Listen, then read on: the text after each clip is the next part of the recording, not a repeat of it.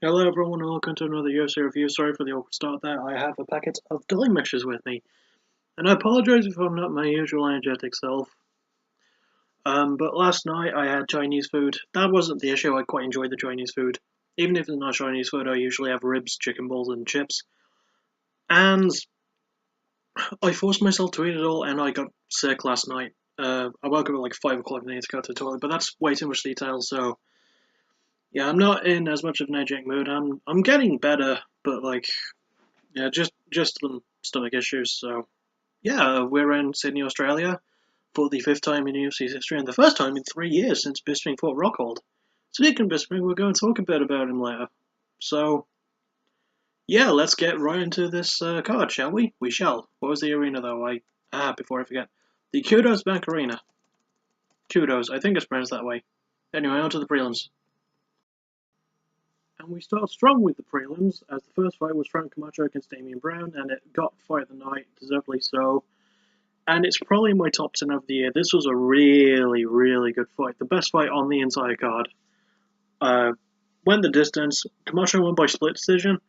And I definitely feel like that was the right choice, because Brown did do enough to get his own back as well. But Camacho, I definitely did see him winning more. And it was one of those fights that built and got better, because the first round was good, but the next two... But round 2 was great, and round 3 was fucking phenomenal. It was amazing. And the fight got better and better as it went along, and I like that in a fight of the night. Like, it has to get better as it goes along, I feel. Otherwise, there's no point. And, yeah, it just delivered everything I asked for from a fight of the night, and I was really, really pleased with it. And both men came out and did their job, got fight of the night, the right guy won. Neither man's going to suffer too badly, because it was an amazing fight, so... Yeah, I really enjoyed this one. And, because I'm doing ups and downs things, it gets an up. Really, really good way to start the night, no doubt. And we then get another up as we had Rashad Coulter against a newcomer named Tai Tuivasa from Australia. Now, before I carry on, I will say I thought this card was in Brazil because the main event is Fabricio Verdum against Marcin Tybura, and Tybura is from Poland, and Fabricio is from Brazil. And like after this fight and the next fight passed, and I was like, "There's no Brazilian fighters," I suddenly remembered, "Oh shit, they're in Australia." So just getting that out of the way. Anyway, this fight, yeah, it gets an up. Tuivasa increased his undefeated record to 8-0, and got a vicious knockout, if I remember right. And I've got the wiki up as always. Yeah, but he did get Performance of the Night bonus for it. Well done. He was really well done. Like he has got some vicious powers, Ty. He's young. He's dangerous. He's like 2 years younger than I am. He's fun to watch. I'm keeping my eye on him because I feel like he's going to do really well in the UFC. I've got my eye on him. And there's not often I can say that about a heavyweight, because I usually find heavyweights kind of boring sometimes. Like, their fights are usually slower pace and just, like, depend on the knockout, and when they don't and do go the distance, it's really exciting. But Ty put all that to rest for me, and it was really, really fun to watch him. So, yeah, I've got a lot of faith in him. He deserves performance of the night, and he's going to go far in the UFC. Like, that's just me, though. And next up we get another up as Nick Lentz took on Will Brooks, and this was a good fight, and Nick Lentz won by guillotine choke in round 2 at 2 minutes and 5 seconds. Oh, Tai Tuivasa won his fight at 4 minutes 35 seconds in round 1. Should have mentioned that. And yeah, Nick Lentz got the other performance of the night bonus, so that's all the bonuses out of the way. And this was a good fight, and the way the finish happened in round 2 echoed how it happened in round 1 in a way. Because it was fairly back and forth, but I would say that Brooks was getting the better of stand-up exchanges, and then he went for a takedown, and Lentz caught him in a really good guillotine, but Brooks managed to explode out of it despite being almost caught with it a few times. Like, almost like choking to it during that instance when he was first caught in it. And he managed to explode and get out of it, and the rest of the round was standing up. I definitely would have given the first round to Brooks, but then it happened again in round 2. And Nick Lentz knew that the explosion out of it was coming, and he kept the choke on and managed to roll with it and get it sunk in. And yes, I do have a spot right there in my head. And he got the tap, and it was a really, really good finish. So, yeah, no problems with this one. Gets an up. Really, really good so far. And then we move on to the last fight of the prelims. And the last fight of the prelims was Ryan Benoit, not Benoit Benoit, against, and I hope I'm saying this right, Ashkan Mokhtarian from Australia. And this gets enough. Ryan Benoit won by head kick in round 3 at 2 minutes 38 seconds. And Ashkan, he did enough to impress me, even though this was his debut.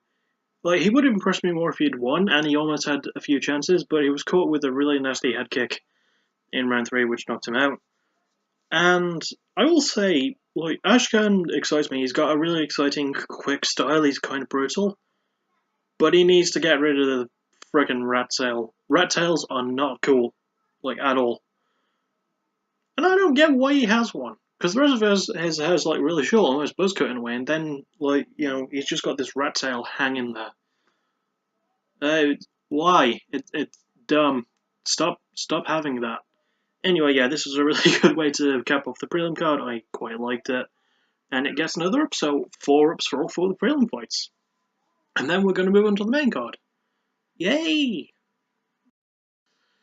So the first fight we had on the main card was Alexander Volkanovski against Shane Young. Volkanovski won by unanimous decision, and it was super unanimous. He completely stomped all over Shane's ass. And even though this was a one-sided fight, it does get enough for me because it was entertaining enough. Shane Young looked absolutely hopeless in there. I think he's also a newcomer, and he didn't really impress me. He made a lot of mistakes. I'm going to look at really quickly if he is a newcomer, though.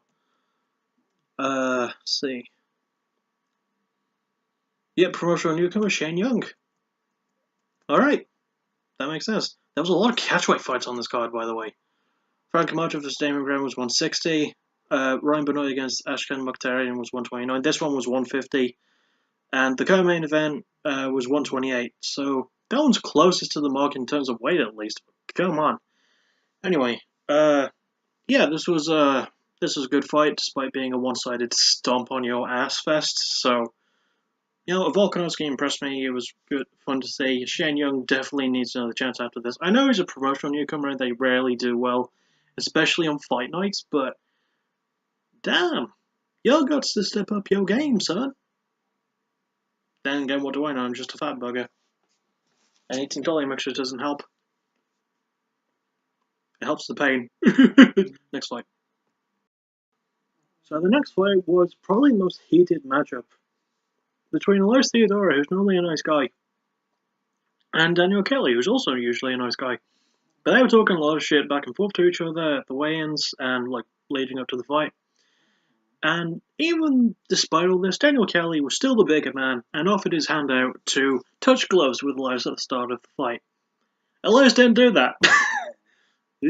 He landed some great kicks though. Elias has got really, really good kicks and good combos as well. He landed a few takedowns. Kelly, like, near the end of the round 3, was really starting to spice up and they were swinging back and forth, but Kelly was definitely a little bit slow, as he always is. I found him to be a slow fighter. And having a black belt in judo does not help when you're that slow as a fighter, but like he did well enough. This fight does get enough for me because it was super heated, back and forth, pretty entertaining, just fun to watch, and it was a good fight, and it kept the thing going. So yeah, 6 ups to none. I wonder if that will last. Ha ha ha. Then we kind of reach our first dud of the night as Jake Matthews, who I usually like, took on Bojan Velasquez. Matthews won by split decision. I don't remember a whole lot about this fight. I definitely feel like Jake did enough to win, but there was a lot more clinching than there should have been going on. I know that Jake specializes on the ground, and this was actually a different fight for him because he normally fights at lightweight, but this is a welterweight battle. And he looked kind of slow. I would definitely like to see him stay as a lightweight. Because when you put on more muscle as you move up a weight class, you can lose speed. And Jake Matthews has really, really good speed as a lightweight. I think he should stay there, personally. But he did good enough to win split decision. It wasn't the most exciting fight. It was probably the first down of the night for me. It wasn't fantastic. It wasn't a great showing from either person. It was good enough, though. So, yeah, on to the next one. Next up was a fight I was looking forward to, and somewhat rightly, as Tim Means took on Bilal Muhammad. And this was what I was expecting to be fight of the night, but it wasn't, but it's a very close second. This was a really, really good fight. Gets an up for me because I love Tim Means and I love Bilal Muhammad. They're 2 of my favourite welterweights at the moment. Especially Tim Means. I just love the guy. He's awesome. Anyway, yeah, this was a really, really good fight. I enjoyed it. I definitely feel like Bilal did do enough to win by split decision. I feel like Tim Means needs to get back on the horse a bit, but he's definitely not going to suffer anything from this loss, so that's good. Uh, yeah, this was a really, really good fight, really good contest. Forgot to mention about the Camacho and Brown fight. They actually showed a lot of respect to each other on that one, so yeah. And same was shown in this one between Muhammad and Means, so gets it up. It was really, really good. Good showing. On to the main event now. And so we have the main event between Beck Rawlings, who I really like, and Jessica Rose Clark, who is also good, even though I've never really seen her fight. And this fight also kind of gets it down for me. It was a bit of a disappointment, mostly because I really like Beck Rawlings, okay? And I really wanted her to win, and she didn't, and she's 7-7 now overall. She needs to really patch up her game a lot. Like, it's one of those things, she's a fighter I enjoy watching, but every time I watch her, she loses, and I don't really like that when it comes to fighters I really like.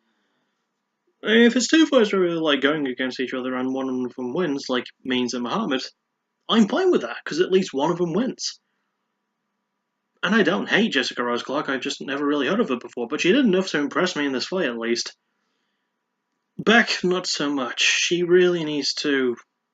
She gets too over emotional from time to time as well, and I get it. I get it, it happens. But it shouldn't happen while you're in the middle of the fight. Like, at the end of the fight after it was all over, Beck Rawlings stayed where she was on the ground and just kneeled like this, like, I can't believe I'm doing this. It wasn't exactly like this, but it was similar. And I was just thinking, Beck, please, you've got to pick it up. Please, I know you can do it. I believe in you. You're a good fighter, you're a tough girl. You're going to pick it up, you're going to get a string of wins together. I will say this, though. Since this was a flyweight fight, Beck Rawlings looks a lot better as a flyweight than she did as... I think she was strawweight before. I'm going to look that up really quick. I think so, yeah.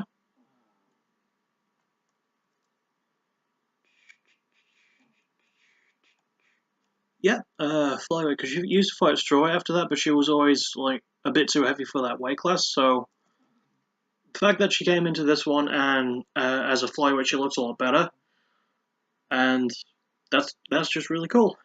And Jessica Rose Clark came into Penta, went forfeited 20% of her fight purse to Beck, but Beck still lost, so that doesn't really feel like it matters.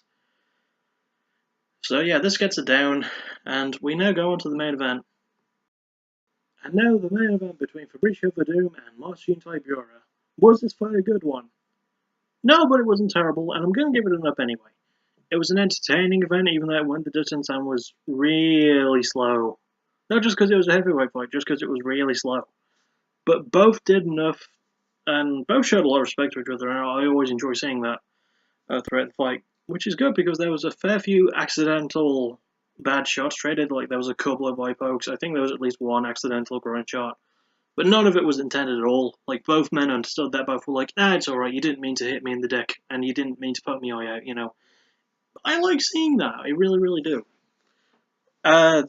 So yeah, this fight gets an up from me, but it's not exactly in the upper echelon of great main events. But for Fabricio Verdum, like absolutely, it was more one side on his side, and he did win by unanimous decision. But like he showed his wealth of experience and just like being better in most areas. But there was a great moment where Marcin Tybura did land a great head kick. I think in round 3 or 5. I don't remember which one, but it was vicious and probably the best shot he landed of the entire night for himself. So yeah, he did well, but Verdun was better and won. And this fight does get up from me. So, all in all, this was a solid card, to be honest. Like, you know, the undercard was definitely the highlight with lots of great finishes and a fight of the night that was absolutely amazing. The main card could have been better, but, you know, most of the fights that did go the distance were at least entertaining enough to maintain that. Except for the two that didn't, you know, so it's 8-2 to the ups, so ups win. Woo! And I really, you know what, I liked the card. It's not my favourite, but of the ones recently, it's probably one of the ones I've liked more. I guess it's just something about the Australian crowd. They're always super into it, and it's always fun to like see how they react. Especially that booing of Elias Theodore after he didn't touch gloves with Daniel Kelly. That was fucking beautiful. I love hearing the crowd do that. They'll cheer their hometown fighter or something, and then when the other one comes in, like when their names again, they'll just go, "Boo! No, we don't like this man or woman. We like the other man or woman, but not this man or woman. No, we're jaded. We're nationalistic." Blah. It's always hilarious to me. Anyway, I will see you all. Oh, Bisping. Holy fuck, he's stepping in as a late replacement. For yeah, first fight against Kelvin Gastelum. Yeah, because Gastelum was originally supposed to fight Anderson Silva, but Anderson Silva was pulled from the bout after he tested positive for carboxy THC, which is a metabolite of marijuana or hashish above the 180 grams ng/ml allowance by the World Anti-Doping Agency. So Bisping is stepping in after 3 weeks. 3 weeks after he fought George St. Pierre, right? That is like, dude, you've got a work ethic most men can only dream of. We're looking forward to that one. When does that one take place? I probably should have. 25th, so next week. So yeah, that's going to be a good one. I'm looking forward to it. Hopefully Bisping will keep his record of not having to losses back to back, because he's never done that before. And it's going to be in China, so I'll see you all maybe then, but I'll probably see you tomorrow, because I'm waiting for the Ultimate Fighter episode, the latest one, to have its title, because it doesn't have one yet, and that annoys me. I hate not being able to review that. I really do. But hopefully I will tomorrow. Anyway, I've dragged on the ending for too long. I apologize. So I'll see you all next time. As always, thank you for listening. You're awesome. Bye bye. And I didn't fuck up my intro that time. See ya.